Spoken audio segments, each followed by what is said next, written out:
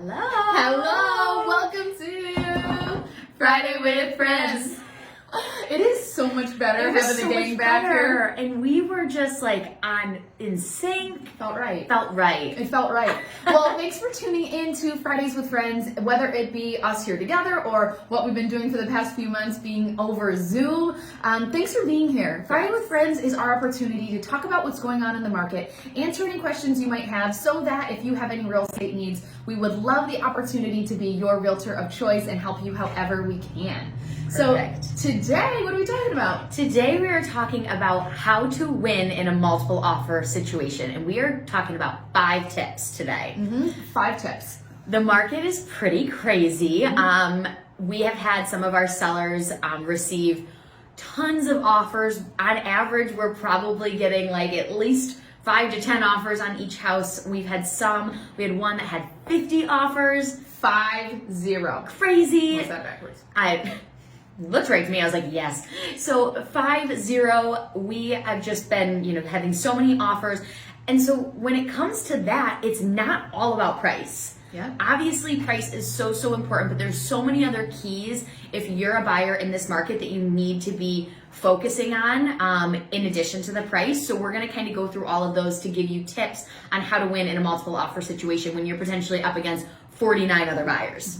And so what's so unique is we've done this multiple offer piece before, but in this market, everything is maximized. Everything is so important. So what I'm going to be doing is when I was having the conversations with Abby, I realized Abby is actually on the other side. So Abby's a listing agent. She represents sellers, which means that she is seeing all those, 10, 15, 20, 30, 40, 50 offers that are coming through, and she sees that there's offers that best foot is not put forward for their buyer. Yeah. She's seen offers that she's like, I didn't even have a conversation, and we'll get more into it, but I'm going to be interviewing Abby, kind of asking her these questions so that you can kind of get what the sellers are coming from, so that you can be sure that you're having these conversations with your agent, because these are conversations that we're having in our team. Oh gosh, I don't even know the exact number as of today, but I know that you so far in listings have pended over 50 houses, 50 sellers so far this year, just year to date, and I think I would say at least over 50 for our buyer's side too,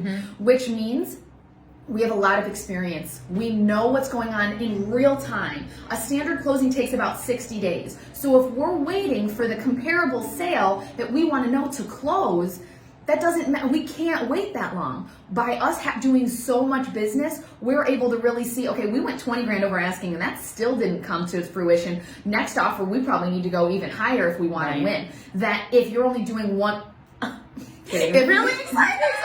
if you're only doing 1 or 2 offers a month, you're behind the 8 ball and you really don't know what it takes to succeed unless you have really, really great people that you're leaning on and continuing to surround yourself with. So that's what we're talking about today. So I'm going to be grilling Abby a little bit. All right, let's do it. I'm ready. Okay, so when it comes to winning multiple offer situations, when you're representing the sellers, what do you think is the most important piece that you can do as a buyer to set yourself up for success, to give yourself the best chance to win the house? So first and foremost, the most important thing is that your agent, the buyer's agent, is communicating with the listing agent, aka the agent that represents the seller.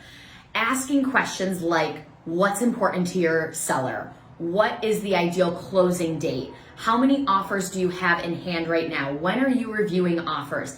Asking questions, because what's most important to the seller is not always the same thing. It's never the same thing. One seller might not care about anything else as long as they get their price. The other seller might say, I need a closing date of 2 months, or I want a quick closing of 30 days, or I want to close and then rent back and continue to live in my house for a month at this price or for free, whatever it might be. So if your agent's not asking those questions, they can't put their best foot forward, because you as the buyer might say, I can close whenever I want. So really you have to ask that question to know what's going to be an ideal situation for the seller. And as a buyer, you could be like, well, I'll just put a number and they'll ask. There's no conversation that's happening when you have multiple offers like this. We can't say, hey, listen, I know you say it's a flexible close day, but like, what does that really mean? Like, you can't have that conversation after the fact. So having those conversations early on is so important. Last week's or 2 weeks ago, our last episode that we did was all about the current market and how if someone's contingent, or listen, a seller might have to buy. If you're a buyer who's like, I don't care when we close, I don't care when I move in, I just need to know that I have the house. You are setting yourself up for success, and you are such a great buyer for that house. But if you're not aware that that's a value add, you can't add that into your offer. And the seller doesn't even know. Exactly. And that's really the key, is just asking those questions so you can put your best foot forward. There's going to be some things where you say, as a buyer, I need to close on this day. But if you're flexible, ask those questions and put that into the offer to really put your best foot forward, because you won't know unless you ask. In some conversations we've even been having with some clients is, let's say it's an estate sale situation, and the seller is like, it's a family to an estate, and the family's like, I'm going to have to do an estate sale, I'm going to have to do all of this, and we're like, well, why don't you just sell the house and we can see if the buyer will take it. And we can explore, like, they'll do that. It is a seller's Anything market. is possible. Anything is possible for our sellers in our seller's market. So to not be afraid to ask those questions. And then if a buyer calls on that house, Abby, as the list seller's agent, is going to be like, listen, if there's any furniture that they're willing to leave in the house, that's going to be the most amazing, not even from a financial standpoint, but from a convenience standpoint, that will help them and ease that. And you're like, they can totally do that. And one thing that you mentioned that I just wanted to point out is, let's say there's this thing called delayed negotiations, which is happening a lot in this market. We put a house on the market on Wednesday, and then we say we're reviewing all offers Sunday afternoon. Let's say there's 10 offers in hand. That's the best and final offers being presented on Sunday. So let's say you say, well, to your agent, we can do a flexible closing date. Just let them know that, they can counter that term. That's not really how it works when you have 10 offers in hand. You really need to do your due diligence up front to write the best and strongest offer that you can right at that deadline, because there's going to be 9 other offers that did that.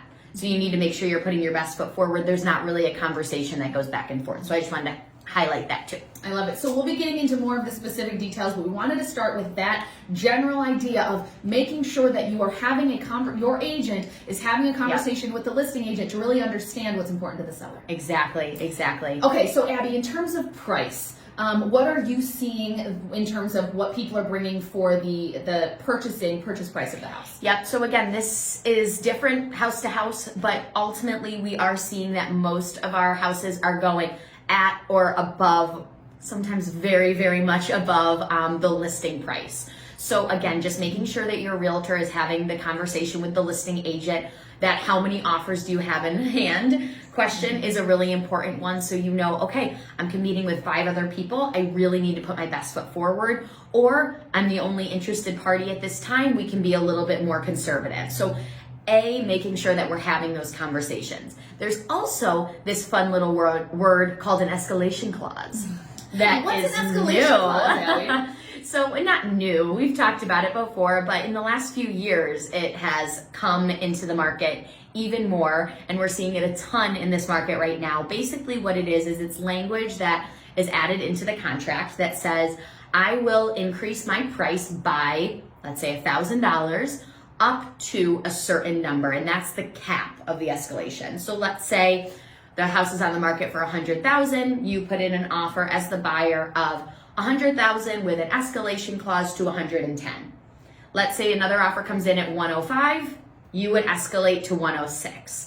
So it is a really cool opportunity to put your best foot forward without potentially giving money away if you don't need to. And making sure that the only thing that's driving up that price is another offer. Right. You're not just giving $110,000 if their other offers are at $90,000. And that's where it depends so much, where you're having this conversation with your agent about what you are comfortable with. Yeah. And to really making sure that in terms of price, the agent knows what it's going to take to win it.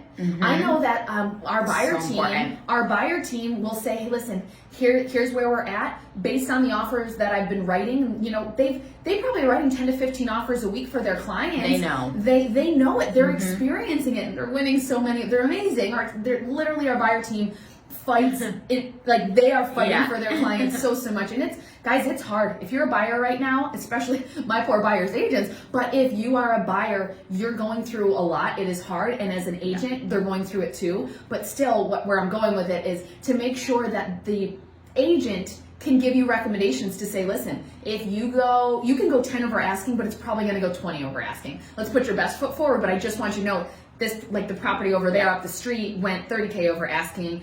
You're really, we put an offer in 20K over asking and we lost. Like those are the kind of conversations that we're having. So when it comes to price, escalations and really making sure that the agent is in on it. And advises, knows the market, is asking those right questions to the listing agent, all of that good stuff.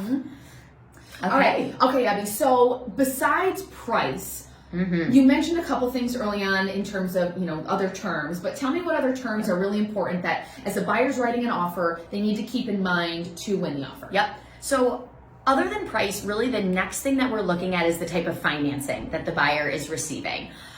So let's say we have an offer that again goes over asking price. We need to remember that property needs to appraise by the bank at that price point. What does an appraisal mean? So basically the bank will walk through and make sure that the property is valued at what they would expect it to be so that they can finance the house. They don't want to, the bank doesn't want to overpay for a house and give away too much money, basically.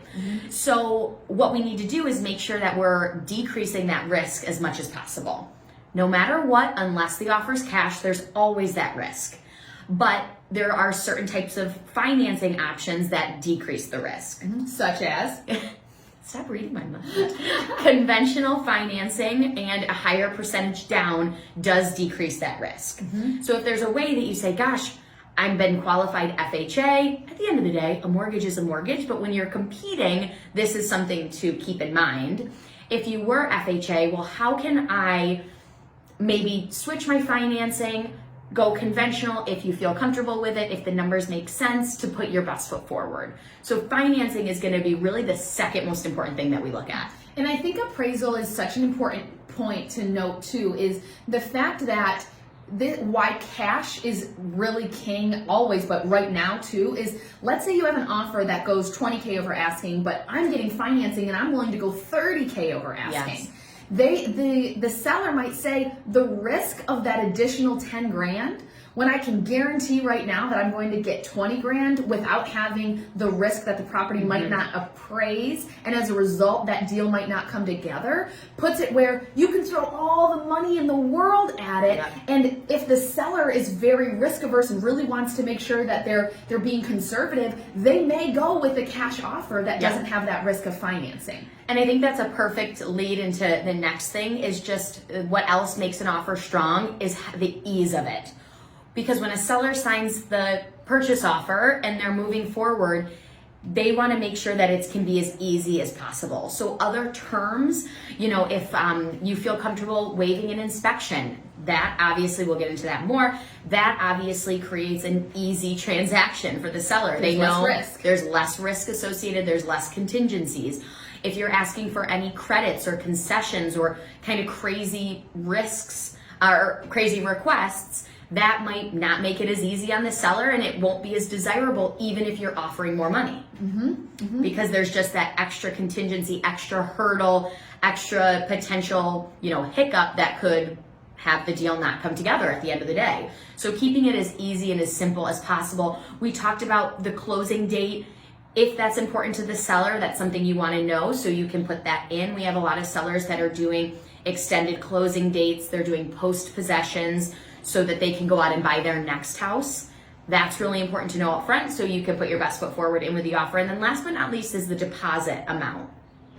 So the deposit is basically the amount of money that a buyer puts down when they get an offer accepted. It's like a good faith deposit stating, yep, we're serious about your house, here's X amount of money.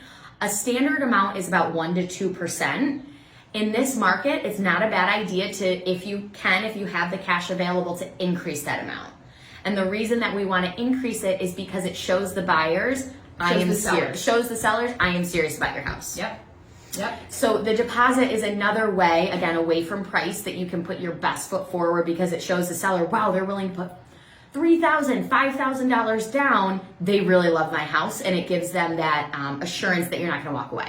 Yep, and essentially the deposit gets, if something happens with the inspection or the mortgage or something like that, that's a built-in contingency on the contract to get out, you as a buyer get that back. But this is if there's something where they just change their mind in the 11th hour. The bigger the deposit, the more they're like, listen, I'm not changing my mind for any other reason besides inspection or mortgage. Yep, great point. And I think the other point that I want to dig into before we close this out is how to make your offer stand out. Is it has so much to do with with the inspection. Everyone's been talking about waiving inspection. We hate waiving inspection. We do not like it. Yeah. However, there are so many buyers out there that are willing to do it.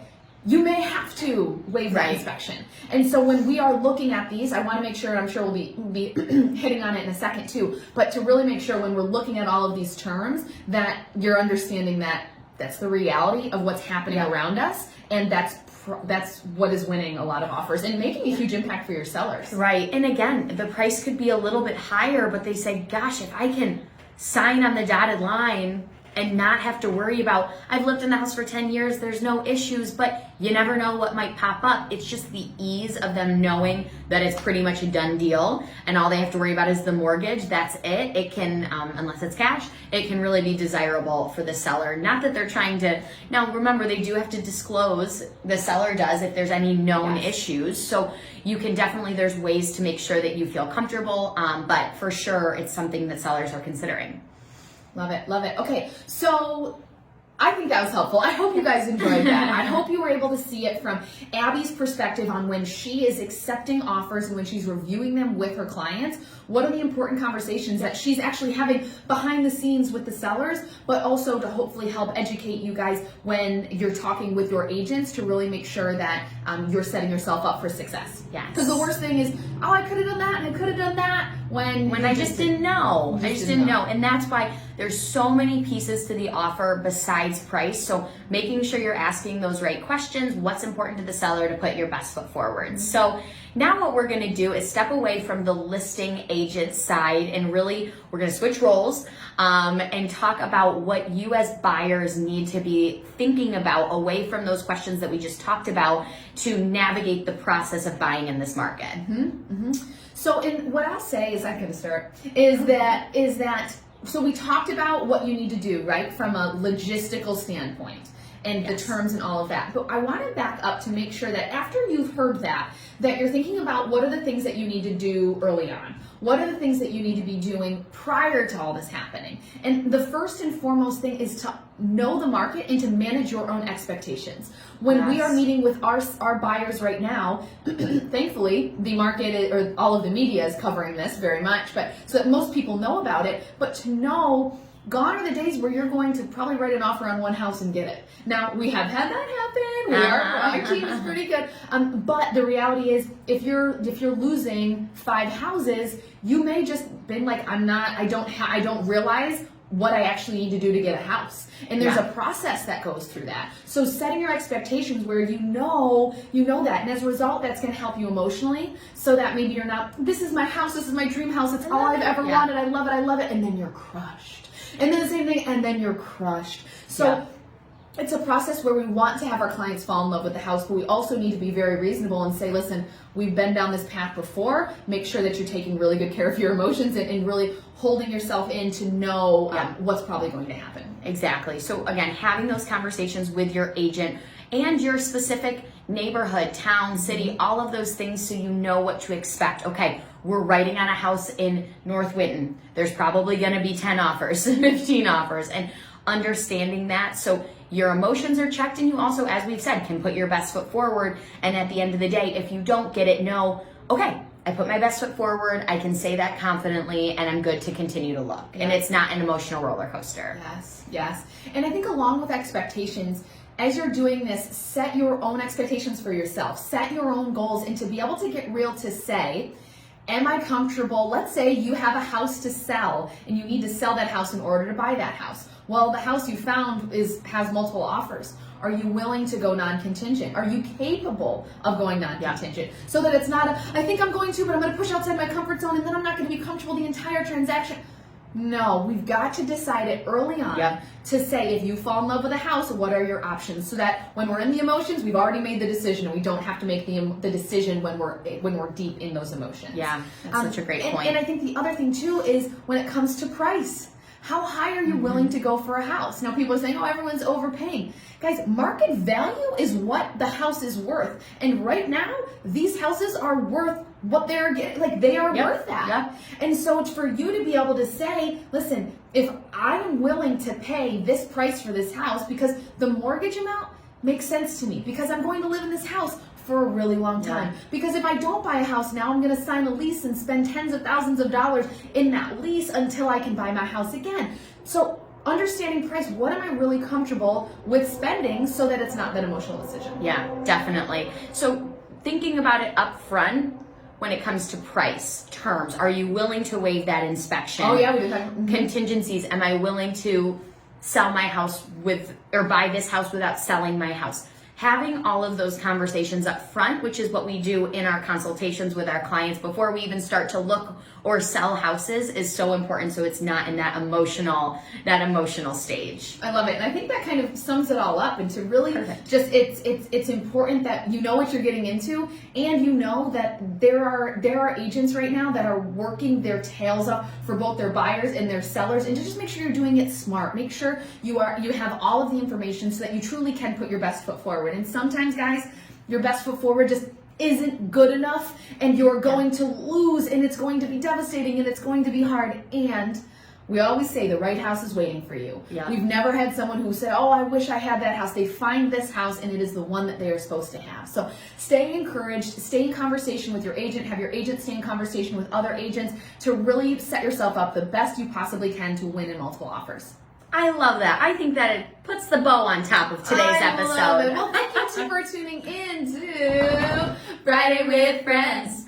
Friday with Friends is our opportunity to talk about what's going on in the market, so that if you have any real estate needs, we would love the opportunity to be your realtor of choice. You can find us at friendonyourside.com or the Friend Team anywhere on social. We will be showing up for you. Yes, and feel free, if you know someone who's looking to buy and they have had this emotional roller coaster, please tag them, share this with them, so we can continue to educate everybody out there in this crazy market.